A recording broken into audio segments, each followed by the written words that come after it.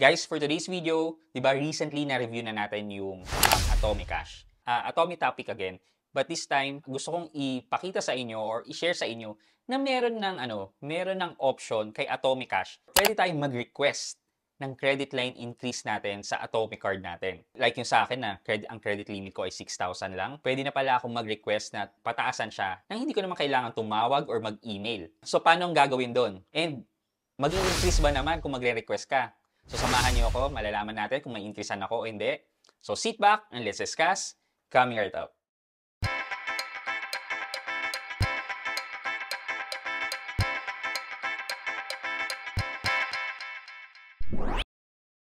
Hi guys, this is Pat and you're in Pat Quintos Review TV.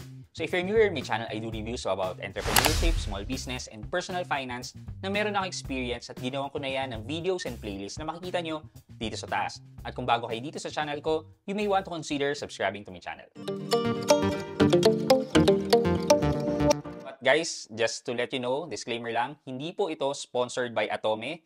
This is my personal review about Atome. And also guys, this is not a financial advice, more on sharing lang sa mga na-experience ko. Okay, so let's move on. So Atome, yes, pwede na kayong mag-request ng credit line increase nang hindi nyo kailangan tumawag, mag-email, or what. Ipaprocess lang natin lahat through the app. And paano ba natin yung gagawin? So let's jump right into it na agad. So buksan lang natin yung Atome app. Tapos let's click on the manage card. And then yan, kung makikita nyo, available spending limit ko is only 6,000. So ang kailangan lang natin gawin is napakasimple lang naman, is just click on the increase spending limit. So pag click natin to, mapaprompt tayo ng face verification. So we just need to click the start face verification. And then yan, no face detected. So kailangan lang yan, blink eyes, entire frame yan. And then na-verify niya yung identity ko, loading, Sabi dito, Atome uses Smile API to verify your information. Your data is kept safe and secure at all times. We do not see your login information. You can revoke access to your account at any time. So you just need to click agree to give consent to Smile terms and conditions. Okay, let's just explain this first. So Smile is a third-party company. So para siyang sila yung nagba-background investigation.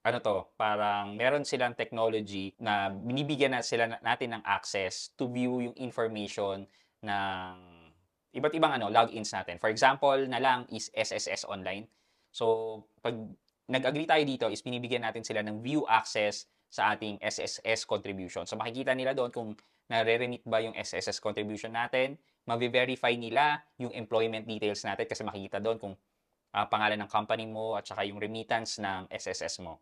So, parang in short, parang employment verification ang nangyayari. So, parang pag nakita ni Atome, may trabaho ka naman pala, ito yung range ng kinikita mo kasi nakamax yung contribution mo.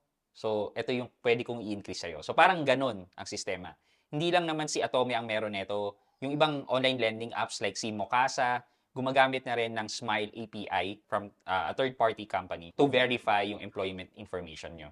So, ganun siya. So, if you agree with that and if you're okay na makita nila yan, they just check, agree, and then get started. But guys, kung hindi kayo comfortable with that, then you cannot request for a credit line increase. Kasi this is the only way right now para makapag-request tayo ng credit line increase with Atome. So ito yung mga pwede nating bigyan si Smile ng access. So SSS, pwede ring PhilHealth, yan. And then 199 jobs, freelancer, kung freelancer kayo. Guru, people per hour. And then kung food panda rider kayo, meron din. Then Maxim, taxi driver. Tapos basically ito lang lahat. Wala pang iba. Kung naghahanap kayo ng iba, like kunyari, pang Grab, ganun, wala pa. So, ito lang. PhilHealth, SSS, yan, etc. Ito, login, click ko yung SSS, login to my SSS. Then, you just need to enter yung SSS online login nyo and then yung password and click connect. Tapos, ko-connect na yan. Gather na yan ng information about your employment details and then yun na yung magiging basis ni Atome in granting your credit line increase. So, when I did this, hindi ko napapakita kasi medyo personal information na yung kasunod. When I did this, lumabas na, ayan, nag-increase yung aking credit line ng 2,000.